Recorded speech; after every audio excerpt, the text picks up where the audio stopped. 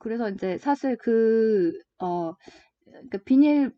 비닐봉투 비닐팩 같은 거 있잖아요. 그 이렇게 뽑아서 쓰는 여러 개 그 얇은 그 비닐팩을 그 테이프, 마스킹 테이프나 그 일반 테이프를 붙이면은 이게 뭐 긁어져가지고 잘 안 띄어지니까 마스킹 테이프로 종이 테이프 같은 반창고 같이 생긴 그 마스킹 테이프로 그 책상 이렇게 그 끝에 이렇게 책상 그 모서리 같은데 이런 데다가 이렇게 붙여놓으면 이렇게 대롱대롱 매달려 있잖아요. 그러면 이제 그거를 다 거기다 이렇게 넣을 수가 있거든요. 그래서 이제 좀 미안한 말이지만 책상에다 혹부리 영감에 혹을 달아주는 거예요. 그래서 이렇게 뜯어서 버리고 그 색상을 좀 깔끔하게 정리정돈하는 습관을 이렇게 들이는 어, 그런 게 있고요.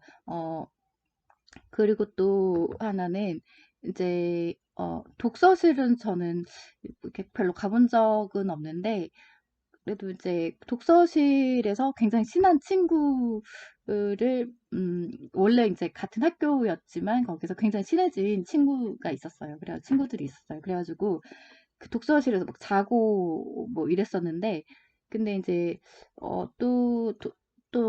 좀 시간이 지나서 또 독서실을 함께 간 또 친구가 있었어요. 근데 이제 그때 그 이렇게 독서실이 이렇게 여성 전용이 있고 또 이제 이게 그냥 그렇게 구분이 안 되어 있는 데도 있고 여러 군데가 있잖아요. 그러면은 시끄러운 데가 있어요. 그러니까 뭐 거의 뭐 안 그럴 수도 있겠지만 지금은 어떤지 모르겠지만 그래도 뭐 귀에다 이렇게 꽂고 하더라도 그랬을 때 그냥 저는 그러니까 어쨌든 간에 그게 이렇게 좀 신경 쓰이거나 아니면은 다른 사람들이 내가 이렇게 뭔가 이렇게 그 볼펜 이렇게 탁 놓는 소리 듣는 게 싫을 때 있잖아요. 그랬을 때는 이제 수건을 이렇게 깔아놓으면 좋더라고요. 그래서 수건을 필통을 이렇게 그 브러쉬처럼 이렇게 롤로 이렇게 해도 좋겠지만 필통에 있는 펜들을 이제 저는 꼭 독서실에 소리 안 나게 하는 용도보다는 그냥 뭐 태그 같은 거 붙일 때 태그 붙이고 자유롭게 메모할 때 한쪽에다가 조그만한 수건을 놓는데 타올 같은 수건인데 너무 큰 거 말고 좀 작은 거 팔잖아요. 그 반절 정도 되는 핸드타월 같은 걸 놓고 거기에다가 이제 펜들을 여러 가지 색깔을 이렇게 놓는 거죠. 그리고는 이제 태그 같은 것도 놓고 해서 여기다 이렇게 책을 이렇게 보고 메모할 때 그 펜을 이렇게 쓰고 여기다 놓고 다시 이렇게 하고 필통을 이렇게 열어서 이렇게 넣고 막 이게 신경 쓰이니까 그렇게 다 한 다음에 이제 나중에 이렇게 추려가지고 다시 필통에다가 담는 그것도 저가 이렇게 있었을 때 음, 좋았었던 것 같아요. 그래서 이제 음, 그러면서 네, 그런 게 좀 괜찮았었던 것 같아서 얘기해 봤습니다. 제가 사실은 그러면서 항상 이제, 물론 이제 또 안 버리는 책 중에 뭐냐면은, 책 앞에다가 이렇게 뭔가, 뭐 이렇게, 뭐 이렇게 하면은 책을 좀 못 버리게 되죠.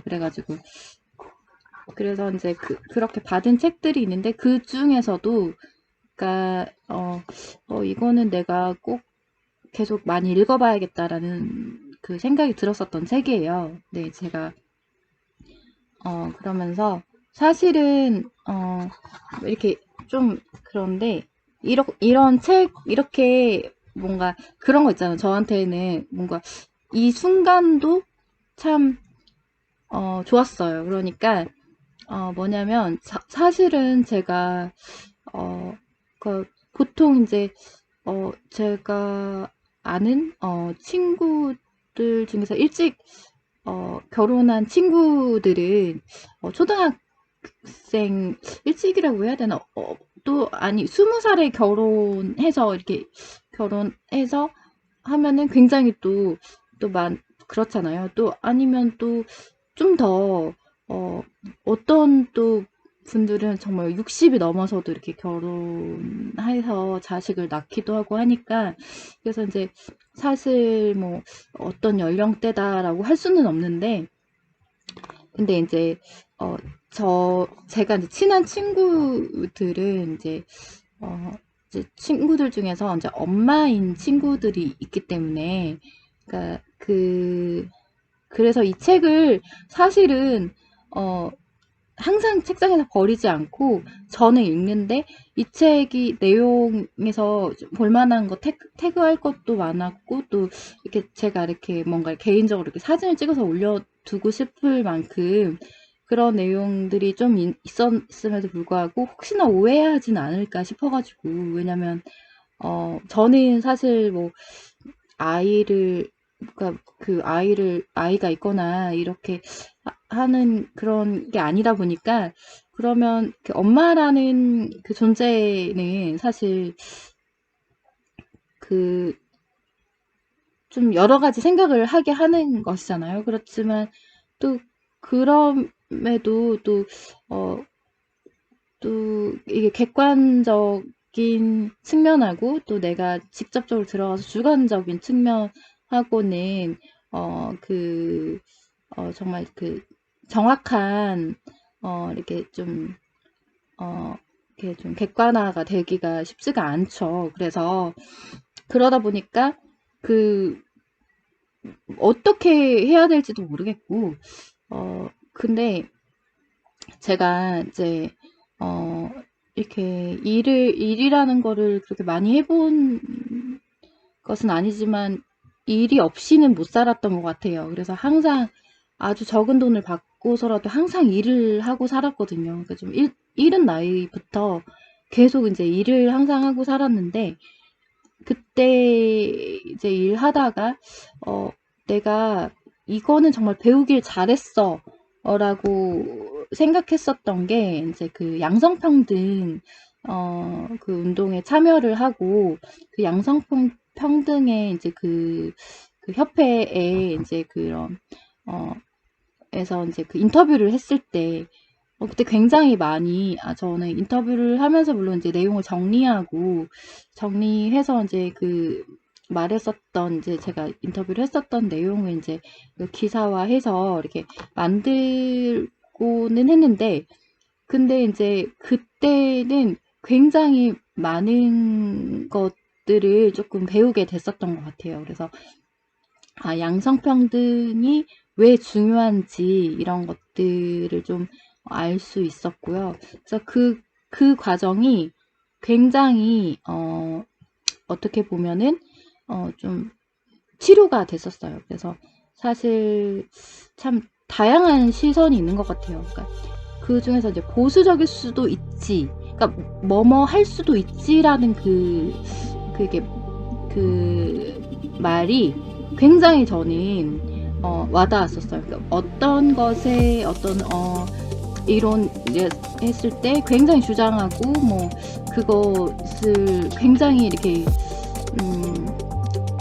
그 참 이론 자체를 막 믿잖아요. 근데 그게 아니라 그럴 수도 있지라는 힘을 뺀 그 말이 굉장히 입체적이고 지적이라고 생각을 했어요. 왜냐하면 사람 변화하기 때문에 어떤 것도 사실은 맞다라고 할 수가 없다는 것을 그때 알았었고요. 상처를 받은 사람의 마음을 이해하는 시각은 굉장히 입체적이구나 라는 생각이 들었고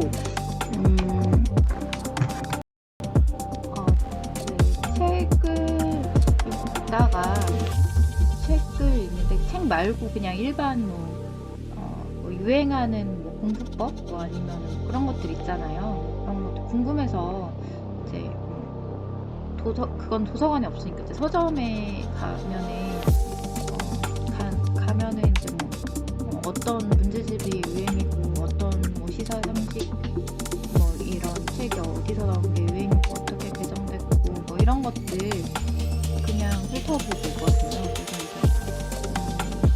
그러면은 대충 자세히는 모르지만 저는 빠져서 열심히 하는 사람은 아니고 외곽에 있으니까 근데 그러다 보니까 뭐 여러 가지가 있잖아요. 또 아니면은 다양한 전문 기관 분야를 들어가기 위해서 공부하는 책들 그런 거 저도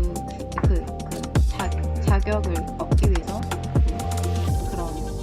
시험 보는 책들도 읽고 어쩔 때는 사서 읽기도 하고, 그렇다고 해서 뭐 제가 할 건 아니지만, 그리고 또 그런 이제 거기 홈페이지 들어가서 출력도 해보고, 그러니까 그냥 독서 말고도 그냥 궁금해가지고 그냥 이렇게 읽어보면은 이렇게 알게 되는 것들이 많더라고요. 그래서 이제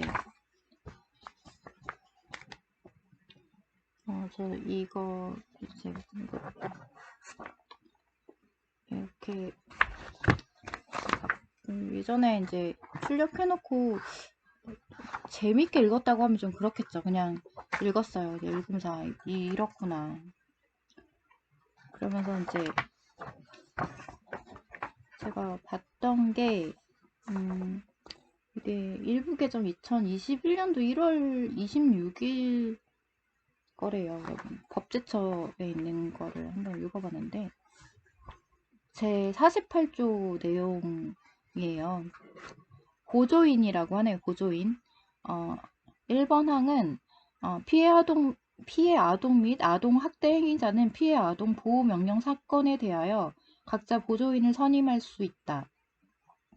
2번 피해 아동 및 아동 행위자의 법정 대리인 배우자, 직계 친족, 형제, 자매, 아동 학대 전담 공무원, 아동 보호 전문기관의 상담원과 그 기관장 및 제16조에 따른 변호사는 보조인이 될 수 있다. 3항 변호사법에 따른 변호사를 말한다. 이하 제49조에서 같다가 아닌 사람을 보조인으로 선임하거나 제2항에 따른 보조인이 되려면 법원의 허가를 받아야 한다. 4번 판사는 언제든지 제3의 허가를 취소할 수 있다. 5번 제1항에 따른 보조인의 선임은 심급마다 보조인과 연명 날인한 서면으로 제출하여야 한다. 6번 제2항에 따른 보조인이 되고자 하는 신급별로 그 취지를 신고하여야 한다. 이 경우 보조인이 되고자 하는 자와 피해 아동 학대 행위자 사이의 신분관계 또는 보조인이 되고자 하는 자의 직위를 소명하는 서면을 첨부하여야 한다. 7번 제1항에 따른 보조인은 독립하여 절차 행위를 할 수 있고 제2항에 따른 보조인은 독립하여 피해 아동 또는 아동 학대 행위자의 명시한 의사에 반하지 아니하는 절차 행위를 할 수 있다. 다만 법률에 따른 규정이 있는 때에는 예외로 한다. 라는 내용이 있고, 사실 법을 떠나서 그냥 안전한, 그러니까 주위를 둘러봐도 모두 다 안전한 곳이었으면 좋겠어요. 그런데 길가만 돌아봐도 얼마나 불안전한, 교육적이지 못한 곳을 살아가고 있는지가 보이죠. 그런데 그 속에서도 정말 조그만한 아이들이 내가 갈 곳이 어디야 하면서 그 방향을 잘 찾아서 열심히 살아가는 것들, 그 시간들이 얼마나 귀중한지 모르겠습니다. 그런 의미에서 사실 권위적인 것이 얼마나 썩은 것인지 그것을 알 수가 있는데요. 권위에 충성하는 것은 좋지만, 권위를 부리는 것은 좋지만 적당히 해야 된다고 생각합니다.